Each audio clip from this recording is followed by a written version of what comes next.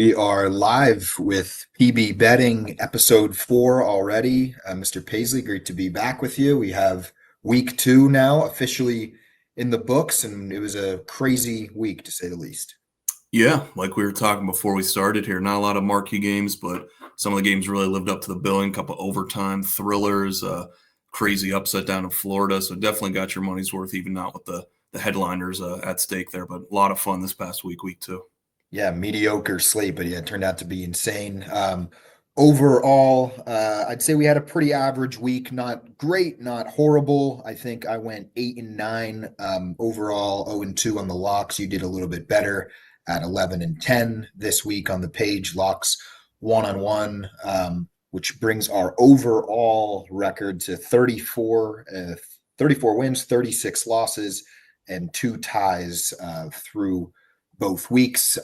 We were right about a couple things on the preview pod. If you listen to it, we were both actually all over Mississippi State, and that was a great upset win. Not only covered, but that was a crazy game. We'll get into it, but they won that outright, which was awesome. I was all over Alabama from their week 1 loss down in Florida State. Thankfully, they came out and just pounded Louisiana Monroe, just took their anger out on them. It seemed it was like 70 something to 0, which was crazy. And then Paisley, you also called the Baylor game as well. We were both on Baylor, a big outright win over SMU. Didn't even need the points. So a couple highlights, but also just a couple games that we were totally off on as well. Yeah, no, the Baylor one was so much fun if you were watching that. And they were down 2 scores late in the game, battled back, went to double overtime. Really an exciting game. But Baylor, definitely a nice bounce back after the Auburn game. SMU looked good, though, too. They did impress. They looked good. But that did get home on the money line parlay with Mississippi State. That was a nice little hit there if you took that in real life. My locks, the UAB Navy game got delayed like 3 times because of weather, which why is all these games getting delayed by weather in the NFL and college too? It's crazy, but it got delayed 3 times, didn't stop the scoring. They cashed that very easily in the third quarter, so that was a nice little no sweat there. So shout out them. I do support our troops, and I had Army plus 16.5. That was a fun one. Really looked good the whole way, kept it within the number, and got the outright win. Trouble in Kansas State, though. That's a not looking good for that program. Yeah, no, they are a dumpster fire right now. And good point though on the parlay we cashed. If you are new to the channel or listening to the podcast, every preview, Paisley and I will give out our underdog parlay of the week. We only hit, I think, 1 all last season, but we're off and running here 1-0 this year. We both had, we picked Baylor and Mississippi State. So that was at plus 530. So even though we were only about 500 on the picks, if you did play the parlay, we were actually up units total on the weekend. So huge shout out to them. Yeah, plus 530. It's some nice juicy odds. Might not hit every week, but we'll take hopefully one, a couple, not just one. Last season, we're off to a hot start. Yeah, exactly. All right, so that's kind of our betting recap, how we're going to do this episode, just highlight a few takeaways from the week we just saw, and then we'll get into kind of game-by-game recaps in the middle, and then we'll close it out with our big winner and loser of the week. But I don't know about you, Paisley, but some of my top lines I had is Clemson, absolute just terrible this past week, trailing 16-0 against Troy. I mean, that was just unbelievable. I don't think anybody saw that on their card, even with the weather delay. I mean, there's just no excuse like that. And really it comes down just to their offense. And I guess I'll kind of group all these teams together and then you could take it away. But I mean, Klubnik looked bad at Clemson. LSU just did not play well either against Louisiana Tech. Not quite as alarming as Clemson, and they did beat them last week or 2 weeks ago, as we all know. But they may not be top 10 teams overall, in my opinion, for how either of those teams played. And then, of course, as you know, I'm a Penn State fan. They looked terrible against FIU. It was only 10-0 at halftime. Drew Allard just looked not great, missing a lot of throws that I swear he's made in the past, but we're still alarming. And then, I mean, I don't know what's going on with their offense. I know last year everybody said, it was the receivers. You're bringing, now they go into the transfer portal. They bring in all these receivers. Well, things still don't seem to be clicking there. James Franklin has, whatever excuse he gave in the press conference was about, they're doing multiple rotations and, it's a lot of guys that don't get in the game have been playing. So we're kind of off kiltered and blame that on the offense. But regardless, I mean, 10-0 against FIU is just not acceptable. So we have that going on, in my opinion, which maybe is not being talked about nationally. That might be getting missed just a little bit because of what happened with LSU and Clemson. But honestly, I don't consider really them a contender at all either right now. And then, as we mentioned, kind of in the betting recap, Kansas State, they absolutely terrible. My worst pick of the year might be them, Big 12, because that is gone. I mean, if you can't beat Army, you already have a Big 12 loss. Their season just is practically over. I mean, I hate to say it, but you cannot lose to Army. And then also just all the offense that we saw, and I know we kind of highlighted it in last week's episode, but all these teams scoring 70 plus points. I know we mentioned how the committee is going to kind of look at the scoring this year and kind of factor that in, but we were talking about a little bit before the podcast. But yeah, 5 teams I have marked here scoring 70 plus points. And I mean, it was just crazy. Ohio State, Florida State, Alabama, as we just mentioned in the betting slate, they just took out all their anger on Louisiana Monroe. Tennessee also 70 plus. Washington, I didn't stay up for that one, to be honest, but I saw they won like 70-10 against UC Davis. And then also wanted to give a big shout out to Minnesota beating Northwestern State, which I kind of forget about sometimes. 66-0, but the live line in that game in the third quarter was like 82.5. I should have jumped on. I never even really saw that before. I just couldn't believe it. But crazy week all around, Paisley. I don't know what your thoughts are, what your top lines are, but just a lot of uncertainty, it feels like. Yeah, I mean, if you got to pick right now, it looks like Ohio State's just going to run the table again because no one else is really looking to compete. We're still only 2 weeks in, a lot of season left, but big shout out Minnesota. I don't know if they scored 66 points in a whole season, honestly, combined, but they were up 59-0 at halftime, I think, so that was impressive for them. But that's just one thing, like with these 70-plus points, just to tie all of them together, I think you're really seeing the transfer portal, the talent getting spread out, some of these super small teams. Now, some of them are FCS that can't even compete regardless, but you're just seeing the gap between some of these top teams and the bottom. I think it's really starting to thin out. So that's why it's crazy. But yeah, 70, 65 points. Some of these spreads going into the week are 45, 50. Like it's just insane. It's hard to bet these games, but some of these teams still scoring 70 plus is very impressive. FSU bouncing back after that Bama when you thought maybe they'd be a little sluggish. So they might be legit. That might be a team to look at. Bama bounced back, like you said, nicely. Tennessee putting up 2 quietly good offensive games. Big one coming up this week against Georgia at home, so that'll be a nice one to look at for next week. And then OSU, too, after that big Texas win. That's pretty impressive. After those big wins, emotional wins, to come back and put up a nice spot like that, see that consistency. Then, yeah, the couple teams you touched on at the top there, Kansas State, really not looking good. Might have to move them down to the G5 ranks after this year. Penn State, they all kind of have their different reasons. So, a lot of spot betting in college, I feel like, is good this time of the year, especially, but because I feel like it's more prevalent now than ever. But Penn State, I just feel like they're scheduling all these cupcakes early on this season, and it's like they're just kind of waiting to play a big game. And now they have Villanova next week. It's like it's hard to go 3 straight cupcakes or just know you're kind of going through the motions and not really having that sense of urgency. So not to give them an excuse, like you said, they should have played a lot better. Kind of got fortunate with Nevada last week with a lot of short fields and turnovers. This week, like you said, offense looked a little clunky. So definitely something you just don't want to see from a top program that's supposed to be number 1 overall, second year in the system for Drew Aller. So I agree with you there, Case. That was a little alarming against an FIU team who's not bad in Conference USA. They should be like top of the pack, but the offense just really struggling. Defense still looks pretty elite and doing their part. But if you want to make that next step in Penn State football, the offense got to get going, especially Drew Aller. LSU, kind of give them a full break because of the big game against LSU last week, but they definitely still looked really sluggish. I think it was 10-0 at halftime or something like that. So that was a not impressive performance from them, but I'll give them the most break out of anybody. Clemson, the least amount of break out of anybody. How could you look like that after coming out against LSU, looking that flat? You're at home against Troy, and then you're right, they're down 16-0, down almost 3 scores to a bad Troy team who was not that good out of the Sun Belt. So you're at home, very alarming. Offense looked terrible. So if some of these offenses can't get going, it's going to be hard to win deep into December and January with some of these top teams. Yeah.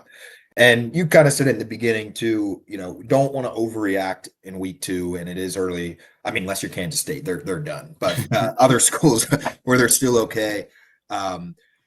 But yeah, I mean, and we saw Idaho last year. I don't know if I'm sure everybody remembers, but week like 1 or week 2, I think Oregon was like a 60-point or insane favorite against Idaho, and they won like 17-3 or 17-10. So, I'm sure there's some truth to figuring things out and maybe not ringing the whole, alarm bells yet, but it's just some things to watch. And also quickly on the Penn State schedule thing, big fuck you to Virginia Tech, because they were supposed to play Virginia Tech this year in the non-con, and then it was a part of an agreement from 2020. COVID happened, so then Virginia Tech scheduled. So I do agree. I don't like the whole preseason schedule thing in college. They should at least play, if you're going to do maybe like one FCS school, if you really need to, and then some sort of like one other Power 4, kind of like how Oregon did with like Oklahoma State, just some sort of other Power 4 opponent.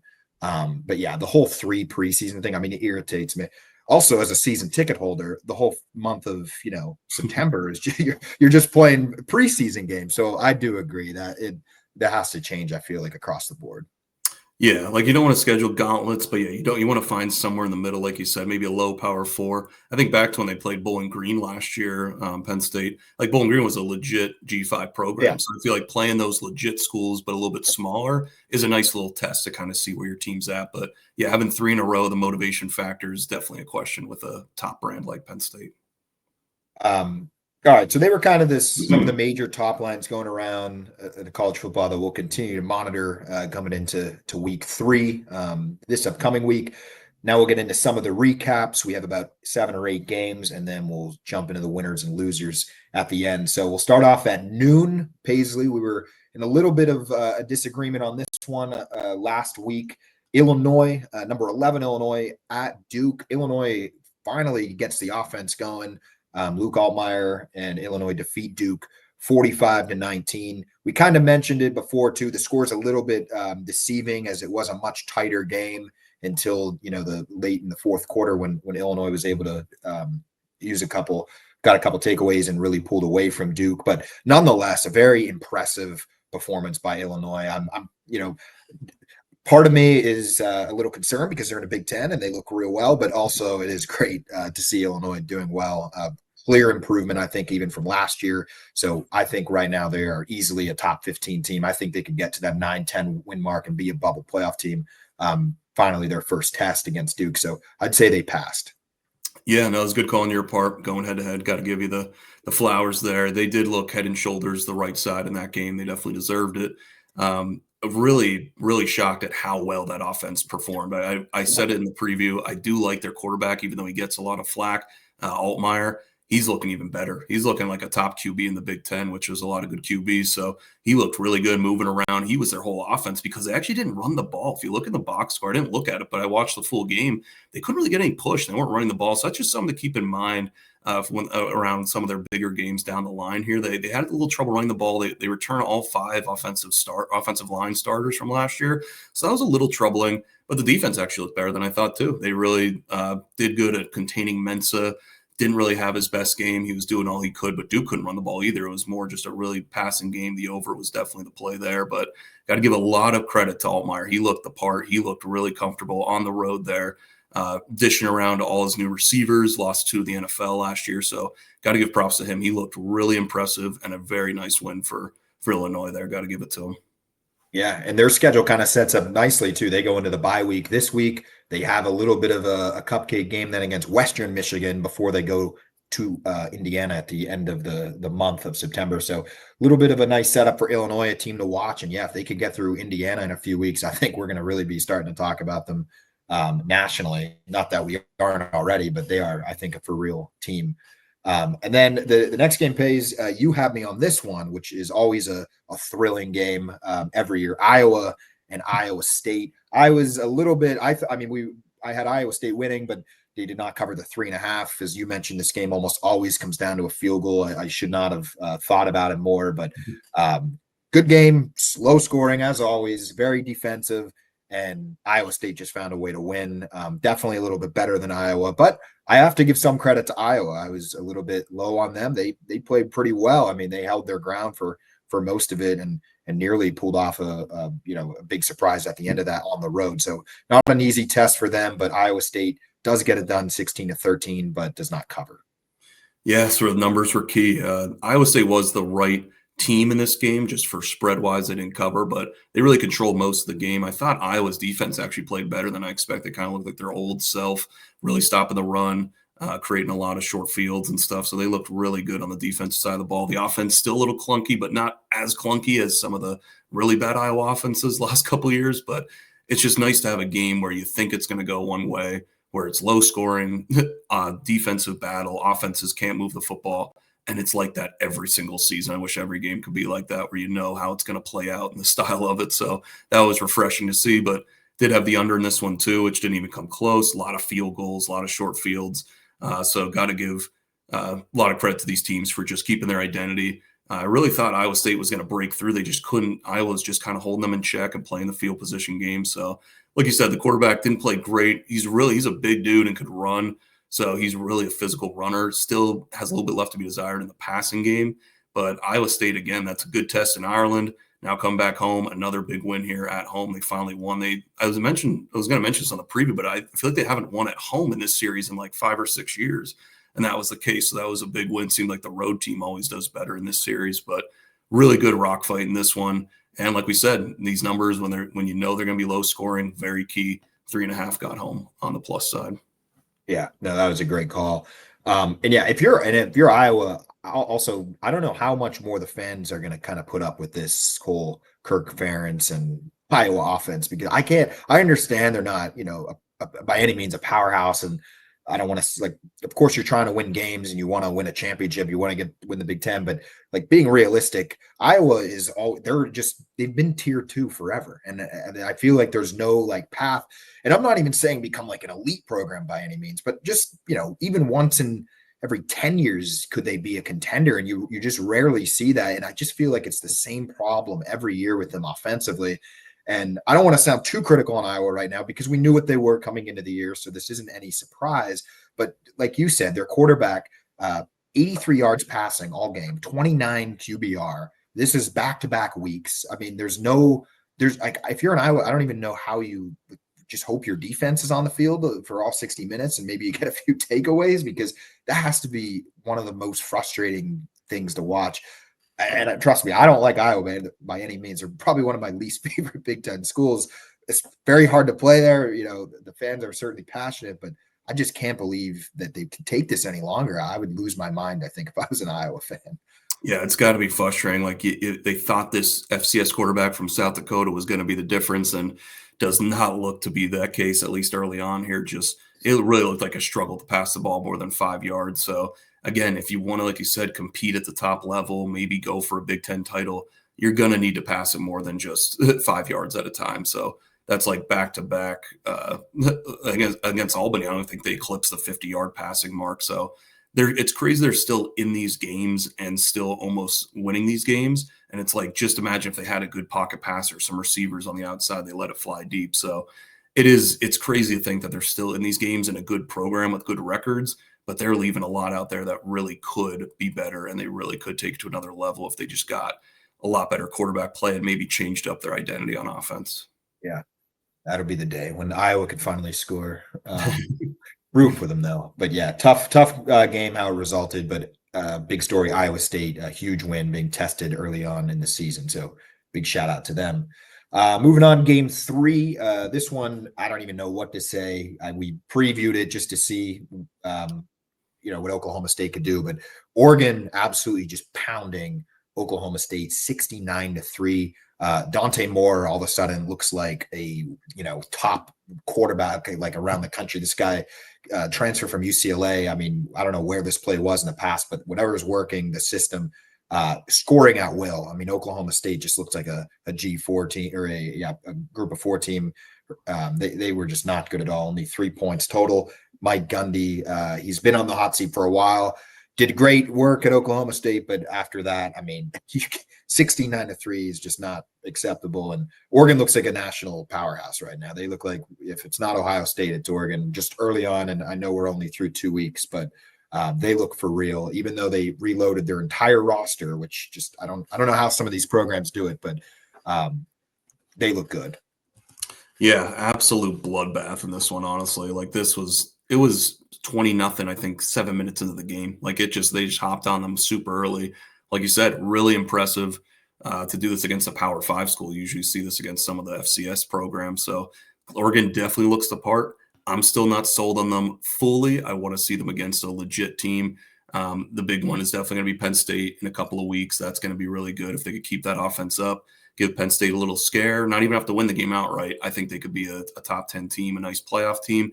But if they go back into Dante Moore throwing interceptions, looking clunky, then I think that's more realistic. But definitely, you can only play who you play on the schedule. So got to give them credit for what they're doing against these smaller schools. But I still want to see it against a little bit better team. But oh my God, yeah, they looked really, really good on offense. Yeah. And we might see it again this upcoming week. We'll talk about it, but they're going to Northwestern, and Big Noon is going there. I have no idea why. I'm not sure what Northwestern did to Fox to air that at noon, but that may be another blow. I didn't even look actually what the opening spread is, but yeah, game to watch will definitely be Oregon going to Northwestern, probably a similar team to Oklahoma State. So it'll be interesting. It was around 28 actually too. I was taking some looks at some lines. So yeah, very odd that Big Noon's going there. They must have got bought out by some other news stations or something, because that's a very interesting spot. Yeah, Oregon 69, Oklahoma State 3. Speechless on the rest of that. Take it for what it's worth. Going to the SEC, this one was kind of surprisingly close. I mean, Ole Miss gets the win over Kentucky. We kind of talked about it last week, how it was a revenge game for Lane Kiffin, but I am not sold on Ole Miss at all. I mean, Kentucky, they looked kind of impressive to keeping this game close. Ole Miss nearly covered. The spread was kind of going between 8.5 and 10.5 all week. They were up by 10 late and could have won by 10. Kentucky kicked that field goal with like 10 seconds. I don't even know. They kind of were just screwing bettors. There was 10 seconds left, and Kentucky kicked the field goal to cut it to 7 to try to get the onside kick back quick, I guess, and throw up a Hail Mary, but didn't work out. Ole Miss gets the win. Do need to give very, very minimal credit to Lane Kiffin for apologizing for not covering, though. I do respect that at the end in the post-game press conference. He did apologize for not getting the cover, so glad he's at least paying attention. But Ole Miss 30, Kentucky 23. Paisley, anything to take away from that one? Yeah, love the comments after from Lane Kiffin for the bettors. Love, not a lot of coaches like to admit that, so got to give him props there. But yeah, this was an interesting game. Definitely watched this one start to finish. Kentucky really played good. They definitely were covering the whole game. Ole Miss really was very sloppy early, had 2 picks and like 3 pass attempts to open up the game. Kentucky's offense still just really couldn't get anything going. They're really a struggle bus on offense with Zach Calzada, as we talked about in the preview. But Ole Miss finally got it going towards the end, started to open up their offense. Their running backs are very talented. Kind of a little bit different team last year. Last year, they were more quarterback receiver dependent. Now this year, they're a little more run heavy. 2 good running backs there. Kentucky just got worn down, couldn't really stop them late. So weird game where Ole Miss was not covering the whole game. They got a little blip at the end of it, and then it got taken away 30 seconds later. So for people that had Ole Miss, I also hopped in on that late, minus the 8.5. We were finally covering. I thought they were going to squeak it out. And then they gave up like a 45-yard pass that bad tackling, broke a couple tackles. And like you said, went for probably the smart play in real time to try and get the field goal. But then you miss the field goal there and you look like an idiot. So really had to have some trust in the kicker. But yeah, Ole Miss did not look that impressive, honestly. Defense does not look anywhere close to how it looked last year. So quarterback definitely a little shaky. He had a couple picks in the first game too against Georgia State, I was seeing on the broadcast. So yeah, like you said, definitely not a team I'm really feeling confident about going into SEC play, deep in SEC play. Yeah, I don't see them being much of a threat in the SEC right now, unless it completely falls off the rails. But yeah, they squeak it out. They get a win versus Kentucky. We'll see if they can maintain that or how they look once they get into more competitive play. But they do get the win, do not get the cover. So disappointing on that end. All right, another game here. We actually did not really preview this game last week. We kind of mentioned it at the end of it, but it was a great game. So we kind of missed the mark on that one. But Baylor upsetting SMU. I know we picked it on the page, so if you followed the bets, congratulations. But they also get the win outright, 48-45 over SMU in a thrilling game. Double overtime, came down to a last-second field goal. A lot of offense, a lot of yards in this game. Definitely a thrilling game to get us going here in week 2. Baylor over SMU. Yeah, this one we were both on. That's why it's important to follow both the page on Twitter, X, whatever you want to call it, and listen to the podcast. But yeah, we were both on Baylor here, liked them. Definitely took them a little bit, like we said, till later in the game to get the offense going, but definitely kept it within striking distance, finally made the comeback at the end. And looking for a Big 12 team to maybe pop out and take the lead. Baylor definitely looked the part on offense. Their defense has a lot of struggles, though, still. SMU was running the ball all over them. So great win for us on that week 2 pick. But looking long-term, I don't know if I'd be backing Baylor as a Big 12 team that I feel comfortable with late in the season. Really good over team, though. That's where Robinson is a really good quarterback. He was money down the stretch for them. They could run the ball a little bit, and their defense is just so leaky. So if you're looking for a nice over team, they definitely fit the qualifications there. And also SMU, too. Really good quarterback, Ken Jennings, coming back this year. He looked impressive for the whole game. Running backs are still really solid there, and their defense also looked a little leaky. So definitely some 2 over teams you want to keep in mind going forward. But this one was awesome. Kicker, who was really good, and he was like all big, or all ACC, I guess now they're in the ACC, missed a chipper from like 38 yards out, and Baylor took advantage and ran it short to get the field goal at the end. So definitely a nice thrilling one there in Texas. Yeah, and it'll be another 2, good teams to watch kind of just as we get deeper in the season and conference play. SMU too. I don't know, the ACC looks a little bit kind of better than we kind of thought they were. I guess preseason now it's kind of evening out a little bit with some teams struggling, but it's going to be tough for them. I mean, their defense also. I mean, letting up 48 points to Baylor, even though it was double overtime, still they're going to have a lot of holes to fix if they want to compete with Miami and even teams like Georgia Tech. And Clemson, and it's going to be a battle, I think, at the top of the ACC. So definitely a game. If you're SMU, I think you feel you let get away from you in a winnable game. It would have been a great game getting into conference play, but not the end of the world. With the new expanded playoff, they could recover from this, but it gets a lot thinner to recover from it. They got to really, once again, the ACC play now, there's not a lot of room for error. Yeah, I really thought last year was their year to attack, and they did everything they could. But this year just lost too much. And like you said, I think the ACC got a little bit better with the teams at the top of the league. I think they're going to shuffle down more to like the 5th, 6th team in the ACC, I would imagine. Yeah, and Florida State too. Yeah, being all of a sudden good again in the ACC. Speaking of Florida, one of the biggest thrilling games, upset of the week, USF going to Tallahassee and defeating number 13 Florida 18-16. I did have Florida as my preseason disappointment in the SEC, so I'm going to go ahead and claim victory on that here in week 2. Just absolutely unexcusable if you're Billy Napier. We all know the chance. We all know his days are numbered there. So just absolutely disappointing if you're Florida. On the other side, huge win for South Florida. I mean, that's program, pivoting. Especially with all I know this is bigger picture, but with all like the conference realignment and stuff, trying to get into the Big 12 and really trying to change the course of your program. I mean, that's huge. And I saw in a couple other podcasts this week too, how they may arguably have the best resume now going into week 3. I know we're only in, first week of September, but back-to-back ranked wins to kick off the season. We were talking about USF being 0-3 because they have to play Miami next week and still being a good team trying to go 9-3. Well, now all of a sudden you're sitting at 2-0. Even if you lose to Miami next week, if you run the table, if South Florida's sitting 11-1, there's no doubt they're going to represent the G5. So huge win for South Florida. If you're Florida, just another train wreck season. They got to get Napier out of there and try to seriously rebuild that because need to get Florida back to the top of college football at some point. Yeah, it was very odd last year how it ended with Florida with Napier, and they put out that letter that he was coming back like 3 or 4 games left in the season.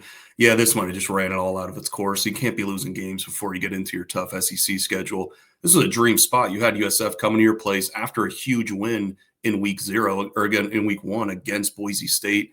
They spent a lot of energy on that one. You had a good chance to really put a thumping on. 18, 19-point favorites. This line just kept creeping up. So very embarrassing on the Florida side. Just really couldn't get the offense going all game. Had this on one of the side TVs, kind of keeping an eye on it. And it was just 6-8 or 6-9, 13-9 all game. It was just an ugly game. And they just let USF hang around. And that's what you can't do as a big favorite. You can't let these teams have life, give them opportunities at the end. But yeah, very embarrassing for Florida on that. So you got to at least find a way to win that game, not even covering the game. You got to at least find a way to win. But USF, like you said, huge win for them. really have the front running chance now to be the representative at the G5. Really good team, like we said in week 1 against Boise. Bryson Brown, really good quarterback for them. He did enough to win this game. And like you said, their schedule definitely sets up after this Miami game. Don't have to win it now, and you could still run the table, or even maybe 2 losses, depending on how the other G5 teams work out. It's going to be tough to beat a Florida win in Gainesville and to get a team against in Boise State, a top G5 team. So USF really looking like the team of destiny right now. Got to give them a lot of credit. Tough spot for them, and they really pull out the upset win. Very, very impressive for that program. Yeah, no, it'll be fun to watch them, and maybe we're in a situation where it's them or James Madison at the end of the season. It'd be fun to watch. Also, quickly on Florida, yeah, DJ Lagway also played terrible. So throwing him in the category with kind of, well, my opinion on Aller, how he played week 1 or week 2, and Klubnik at Clemson. I mean, throw him in that same category. All these expectations, and he did not play well at all. And I know it's not all on him, but just missing some throws that he normally makes. Also, if you're Florida, you play at LSU, number 3 this week. Then you play at Miami. Then you play Texas, and then you go to A&M, your next 4 games. So good luck getting a win before Thanksgiving. Yeah, it's not the trajectory you want to be going, but going into those 4 games for sure. We did say that preseason, so it looks like that's going to shake out. Anyway, Florida. Okay, couple more games here, and then we'll get into the winners and losers of the week to conclude. A thrilling matchup that we kind of highlighted last week. I was very shocked. I think I did not expect there to be 80 combined points in this game. Boston College 40 at Michigan State 42, went to double overtime. Thrilling game. Michigan State was kind of controlling most of the game. Aiden Childs. Boston College did a good job responding to them. Their quarterback played awesome. 390 yards here. I'm looking now, 4 touchdowns. Really back and forth game. They kind of closed late and almost stunned Michigan State on the road in overtime. But I'm not sure if these teams are really that good, or it was just a little bit of some not great defense being played, but still a thrilling game. Non-conference, love to see it. Week 2, Michigan State squeezes one out, which it kind of feels like it's been a while when they've won one of these kind of 50-50 games, similar to Nebraska. So big shout out to them getting the thrilling win over BC. Yeah, this one was awesome. It was really fun. And this is one of those rare games where I walked away and I was really impressed with both teams. I really thought both teams played better than I thought, really going to upgrade them, in our proverbial power rankings and stuff. But as teams that could cover, they're not going to do anything crazy in their conferences or win championships, but you're looking for underdogs to cover or be feisty. I think these 2 teams fit the mold, honestly. Like you said, defenses didn't look great, but these offenses looked really good. Aiden Childs definitely looks a lot more comfortable, a lot better. They were running the ball really good in this game. So Michigan State's offense really looked good. The Boston College, I was actually a little more impressed with them, actually. They looked really good. This quarterback fits the system really good for Bill Bryan as I was watching that game. I think he was a transfer from Alabama. I'm not sure if he went there, but I think he was getting recruited by Bill O'Brien. They said on the broadcast when he was at Alabama. So this guy has the talent, and I was really impressed. I didn't even know who this guy was. Everyone was really down on Boston College this year, but this quarterback looked legit. He was thrown from all different arm angles, long passes, short passes. He was a little more mobile. But really good arm. So if you're looking for a feisty team in the ACC, honestly, Boston College, the whole makeup of the team is a little tough, but this quarterback, the pro-style offense that they want to run, I just didn't like the fit last year with Tommy Castellanos, and this is a big thing with fit, especially in college, but in the NFL too.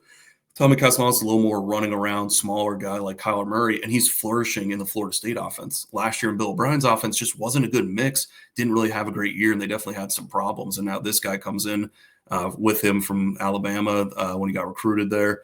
And he's looking the part. He's just play action, really looking good back there. So really fit and scheme is a really big thing when you're looking at quarterback, coach, and what they want to do. But really impressed with these 2 teams. This one was in the 7:30 slot with some of the bigger games that we're going to get to. So probably not a people had their eyes on it, but definitely walked away impressed with both teams in this one. Yeah, and you made a great point about the system too. I mean, that just matters so much. I mean, look at like even Dante Moore right now at Oregon, looking like a Heisman, contender. So that does matter a lot. And yeah, I'm impressed with both teams. It's going to be fun to watch moving forward and see what they could do in conference play. But great game all around. Michigan State 42, Boston College 40. Now to the marquee matchups of the week, Paisley. We were right on top of this one all week. Mississippi State hanging on to get the win outright at home against Kenny Dillingham's Arizona State Sun Devils, 24-20. in a crazy game. Mississippi State got off to a fast start, up 17-0. Looked like they could not be stopped by Arizona State. Kind of get into the second half, Arizona State. Well, they always talk about how important the middle eight is in football. And they get that field goal right at the end of the half, get a little bit of momentum, get the ball to start, go down and score. All of a sudden, it's a one-possession game. So Arizona State does a great job getting back into the game.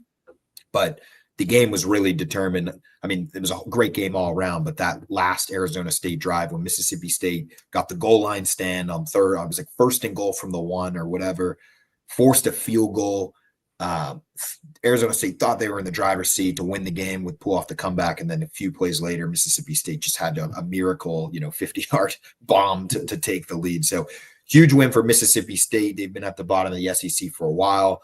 Doesn't look like that'll be the case this year, but nonetheless, Arizona State gotta also feel like he let one get away on a game you did a good job coming back. Yeah, we were definitely all over this one. Looked a little shaky there at the end. I was going to be very upset if Mississippi State didn't get the outright win there. Like you said, this is why we love college football, because of the huge swings, the big emotional back and forth, really good drama. But yeah, Mississippi State jumped out 17-0, and you thought, wow, this could be an absolute blowout with the way it was looking. But got to give ASU credit. They battled back on the road. That's a tough spot to battle back and really tie the game up, like you said, then take the lead with about a minute 30 left. Really impressed with that, but definitely not as impressive as I thought Arizona State would be as a whole this season. I still think, because of how bad the Big 12 is, I think they'll still be a top team, but they're definitely missing Cam Scatterby. That's definitely a thing. They don't really have a run game. They're putting a lot on Levitt's shoulders, but he delivered in the second half. First half didn't really deliver. Second half he did. Like you said, Mississippi State definitely got out to that big lead, and then that crazy 50-yard bomb at the end there. Kind of just going to the middle of the field. Nobody was in the vicinity, caught it, ran an extra 20, 30 yards. Crowd was going crazy. That was just awesome to see. So really happy we got that one home on the cover and the outright win. Got a little sweaty there at the end, but got to give Mississippi State a lot of credit. Big win for their fans. I think they stormed the field and took the field goal post down, if I'm not sure. I was a little hazy at that time of the night after a couple drinks, but I could have sworn I saw that, and I was like, that's a little insane. Some of these storming and taking the field goal post down against being the number 12 team, like, that's just sad. But give them their credit, whatever. Yeah, it was kind of crazy how they did it, because they were rushing. Normally they rush the field, and there's always a big group, and they take down the goalpost, and they kind of it's just sitting on top of the crowd. But this was weird because there were kids like rushing the field, and there was maybe a group of like just 20 that immediately went to the goalpost and just took it right out of the stadium. Like, as there were still people coming on the field, they just like went for the goalpost and hit the exits. Like, it had to be 5 minutes and it was gone. So I don't know. That must have been, pre-coordinated, because it was perfectly executed. But yeah. And then also really quick on the note you made about how this game could have changed so quickly. It was a great pick. We both were on it, but if Arizona State scores at the end of that, when it's tied, they go up by 7. Now all of a sudden you're forcing Mississippi State to try to go down and score. They could have easily covered that game, and the spread was only 6.5. So really that close, that goal line stand was just so huge of getting a stop, because it could have went sideways at the end there for sure. Yeah, it's a great point. And, they say act like you've been there. Mississippi State definitely show they do not win these big games and know how to act with their fans at the end there. Got to coordinate a little bit better with everybody in the stands. But, again, congrats to Mississippi State. Big win. And then the college game day, where the crew was down in Norman, Oklahoma. Number 15, Michigan 13 on the road at number 18, Oklahoma. Oklahoma getting the win 24-13. I was on Michigan on this one. They just did not live up to the expectation. Bryce Underwood couldn't get anything going offensively. Looked a little bit rattled. It was certainly a tough environment. I'm not, by any means sold on him. I think he's a great player. I think he'll be, he played really good in the first game, and I think we'll see him in years to come. But they just were no real match for Oklahoma. The score, they were kind of getting there. It was one possession, but every time they needed to stop, Oklahoma just went right down the field. John Mateer, huge game for them. I think he definitely is on track to be a possible Heisman finalist at this point in the season. I know we're early, but played really good. And they were just a little bit too much Michigan was Oklahoma was too much for Michigan. I just think all game couldn't really get over the edge there. But I think the future's bright there. But yeah, Oklahoma getting the big win at home really needed that win if you're Oklahoma, defeating Michigan 24-13. Yeah, I think the biggest takeaway was definitely John Mateer, quarterback of Oklahoma. He looked the part. His legs were huge. I didn't know he was that much of a runner. I know he could scramble a little bit, but they were really utilizing his legs, had a couple rushing touchdowns. His arm looked lively. I think he's definitely a Heisman candidate. Like you said, if he plays up to that potential, he shined really good, looked comfortable. This was just frustrating because I also was on Michigan too. And we saw the Dave Portnoy videos, and you feel the frustration because Michigan is just so conservative, and they just were not letting Bryce Underwood take over that game or trusting him. It was a lot of running right up the middle, and they had no success all game. There was no like place to get Underwood comfortable. They weren't letting him use his legs.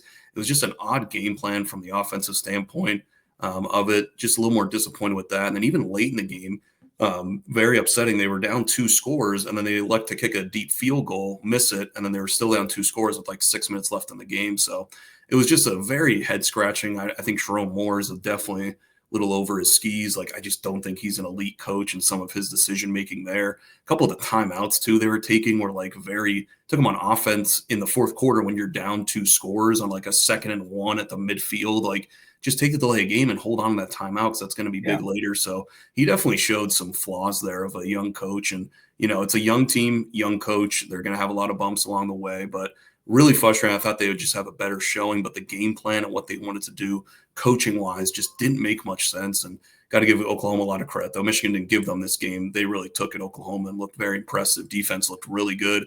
They only had that one big run. Justin Haynes on Michigan busted it for 75 yards. So you take that away, it was really only 6 points for Michigan. So OU definitely looked really good. It's going to be tough in SEC play, but they definitely looked like a very complete team. Defense looked good. Quarterback looked good. So definitely a team to keep your eye on for Oklahoma.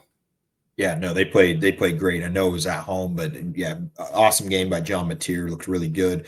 And yeah, as far as Michigan in the play call, that was horrible. And I mean, I don't think it's any secret, but Jerome Moore, he's just not going to last there. The fan base is already kind of against him. It was kind of a weird, baton being passed after Harbaugh, giving it to him, and the whole thing is just kind of doesn't have the feel like it's going to work out. So we'll see if it's mid-season or at the end of the year. Maybe they give him one more year, but I can't imagine the boosters and all the money surrounding that football program and coming off a national championship. They're not going to take this much longer. I don't think so. Unless we see massive improvement with the play calling and they start getting wins on the board. Maybe if they keep beating Ohio State, it doesn't matter. But if you can't, definitely, yeah, a little underwhelming for sure for Michigan, even being a young team. Yeah, they just can't change their stripes. It's kind of similar to Iowa. Like, it's just frustrating. It's like now you finally got this generational quarterback who has a cannon of an arm, and you're throwing 5-yard dump downs and running the ball 40 times a game. It's just like, just know what you have, know your personnel. But yeah, I think he's way too conservative. I'd rather just be aggressive and lose being aggressive. I hate being conservative on the road and being like, what could have we done more? But very frustrating for Michigan and Michigan fans.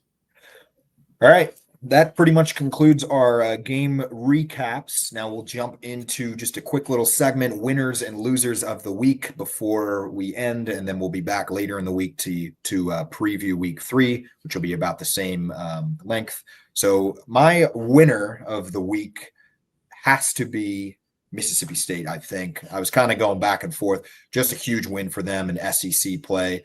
They haven't had a win like that in like 10 plus years, I think. And I know Paisley, I was texting about it yesterday, but I watched, the unnecessary roughness with Brandon Walker, and he went on like to basically live feed the end of that game. And after it was like already tied, it looked like they blew it. And then just to see them win, I mean, he just went ballistic. It was a good to see. So I think might specifically be the winner of the week. This might be Brandon Walker week for him, but all around Mississippi State fans, huge win at home. Couldn't have been better. It felt like it was possible, but a huge win. They really needed that one. So good to see them hang on. So big shout out to Mississippi State. Big winner. Nice. Yeah, that should have been could have been their Super Bowl. They should have had some confetti, honestly, and it would have fit perfect. But my winner, I'm going to go to a game that was a little bit under the radar, but was a very good game and really impressive. Got to go the Ohio Bobcats, getting a big win over West Virginia. Now, West Virginia is not that great this year, but a huge win for a group of 5 team that's really looking to make some damage in the MAC. They really controlled this whole game. I think it was 17-10. I was on the over, but their defense actually played really well, really kept West Virginia in check. not impressive on the West Virginia side, but this is about Ohio here. That quarterback, we highlighted him against Rutgers in the first week. He is legit. He definitely could have went to some Power 5 schools. He's a legit quarterback. They actually play Ohio State coming up this week, so it'll be interesting to see him against an elite defense. But they are a fun team. They're really well coached, really good quarterback. He is so much fun to watch. So got to give them a lot of credit getting the 17-10 win against a Power 5 opponent. So Ohio Bobcats get the winner of the week for me. Yeah, that's awesome. Maybe West Virginia was just looking ahead to the backyard brawl this week. Maybe there's a little look ahead going on. They were looking ahead to Pitt. Yeah, that'll be a good one this week. I heard a rumor game day was going until Ohio beat them, so it's pretty funny if that's true. I don't know if it is, but all right. Now, what my more favorite segment is the loser of the week. I'm just sticking to chalk again this week. I hate to do it, but needs to be Florida. I mean, just disappointment for them. Another season comes in with the high expectation, the top 20 or top 15 national rank, and just completely exposed early. Can't get a win against South Florida. I mean, let alone all your SEC play and going 6-6. If you can't beat, I don't care if it's the best group of 4 team, you gotta win that game if you're Florida. So got to be the loser. Billy Napier should have just fired him last year if you're Florida. I mean, really, yeah, I know it might be another terrible year regardless, but now all this, you're just kicking the can for the inevitable. Now, if you fire him at the end of the year, you're kind of losing another year next year. And then, we're getting all the way crazy, like multiple years down the road. I know it changes a little bit with transfer portal and NIL, and maybe there could be quicker turnarounds, but absolutely just a joke of a performance against South Florida. Loser of the week. Florida, everything about Florida, the fan base, the head coach, everything, the field, the weather, all of it. Disappointing. Loser of the week, Florida Gators. Yeah, I mean, that should be a program that should be competing for national championships with the history, the money they have there, the brand. That really should be a top team in the SEC. Haven't been that way for a while, honestly. It's been maybe since the Tebow days, so definitely very frustrating. Yeah. Good pick there. And DJ Lagway, like, what's going on with him? He's supposed to be this top pick. I think he deserves a lot of blame. Napier gets a ton too, but I think he needs to start getting some blame too because he is not looking the part. Maybe a little Anthony Richardson 2.0, looking at his NFL career is turning out. My loser of the week, I'm going to go with Mike Gundy of Oklahoma State specifically because of the comments he made this week leading up to the game, and I will never understand this. It was a little Colorado-y that they did it last year going into Oregon. Like, why are we giving the great team any bulletin board material or anything to say? He was talking about the NIL collective and said we spent about $6 million in 4 years and Oregon spent $40 million in 1 year. It's just not fair.